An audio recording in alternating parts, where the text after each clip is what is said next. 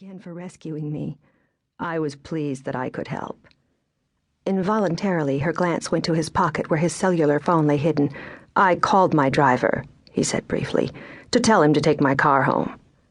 She nodded, embarrassed that she was so transparent, embarrassed that she felt so relieved, embarrassed at being so inexperienced. But she was not a traveler. Until now, except for brief trips concentrating only on business, she had never turned a gaze of curiosity and adventure outward from her home, the leafy college town of Boulder, tucked into the Colorado foothills where everything was familiar. Now, unbelievably, she was on the other side of the world, in a city where she knew no one, where she could not understand a word the people were saying. "Impossible," she murmured as the taxi passed an incomprehensible highway sign. "I won't be able to make sense of billboards or street names, stores, menus."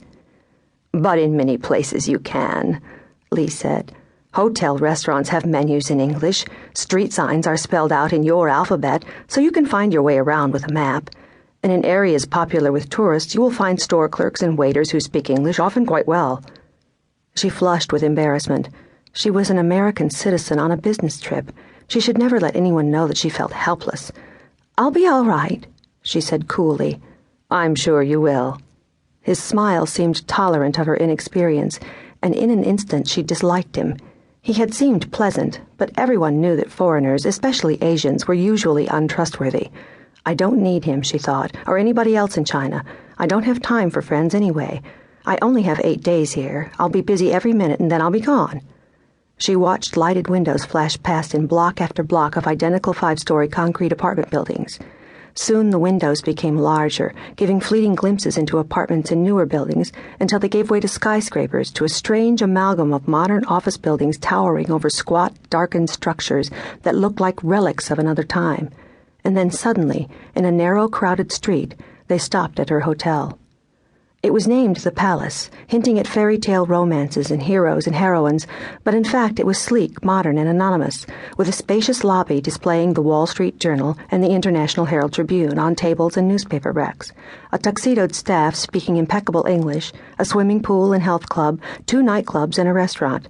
I could almost be in America, Miranda thought, and immediately felt better.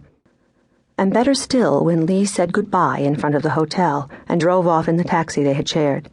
He had been so casual that she had felt a moment of pique, but then she remembered that she was glad to be rid of him, and a moment later, dealing with the bellhop and registering and making sure her luggage got upstairs, she forgot him completely. In her suite, she turned slowly in place, awed at its elegance. The draperies were of heavy silk, doubly and triply embroidered in many-colored threads. The chairs and sofa in the sitting room were rosewood with silk cushions. A rosewood break-front filled one wall, its shelves arranged with translucent porcelain vases and a celadon tea set. The wide bed was covered with a silk spread appliqued with lotus flowers, and on the lower shelves of the rosewood nightstands were slippers with padded soles and a strip of beautiful woven paper across the instep.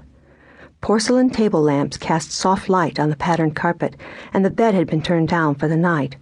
Miranda took it all in. Then, lightheaded from fatigue and new sensations, she pulled her nightgown from her suitcase and slipped into bed. It was 11 o'clock on a late September night in Beijing, China, and in 5 minutes she was asleep. At 8 o'clock the next morning, Yuan Li called. Miranda had been up since 6:30. She had found the hotel swimming pool by using sign language to ask directions of maids, had found her way back to her room after a swim, and had showered and dressed. By the time the telephone rang, she was feeling fairly triumphant. Still, there was a shock of pleasure and relief at hearing a familiar voice. "I thought there might be some way I could help you on your first day in Beijing," he said. His voice was warm and easygoing, and she forgot her fears of the night before. It was odd to have him take an interest in her when so few men did, but in a place where everything was new, she had no time to wonder about each strange thing that happened. "I was just going to find some breakfast," she said. "I'll meet you downstairs."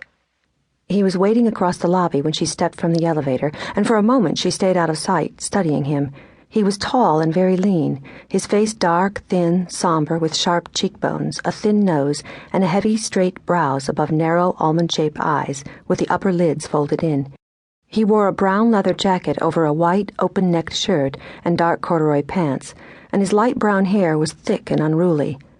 That isn't Chinese hair, Miranda thought, comparing him to other men in the lobby, with their smooth black hair, thin eyebrows, and smaller, almost snub noses.